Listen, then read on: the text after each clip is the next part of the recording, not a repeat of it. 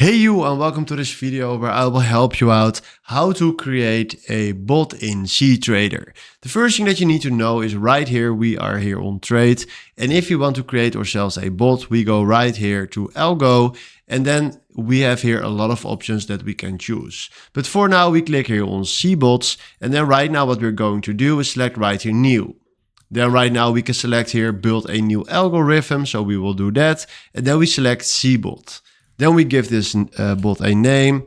So let's say cBot1. Oh, that is a little bit strange, but I mean cBot like this. And then we do next again.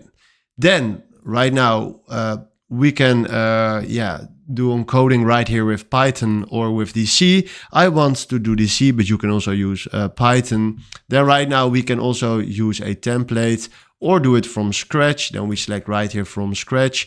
And then right now you see right here a coding. And in this coding, you can add indicators right here, some collections or internals right there.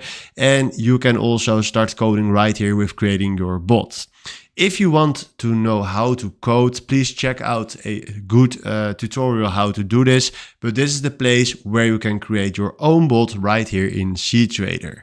So hopefully this was exactly the video I was looking for. Thanks for watching and have a wonderful day.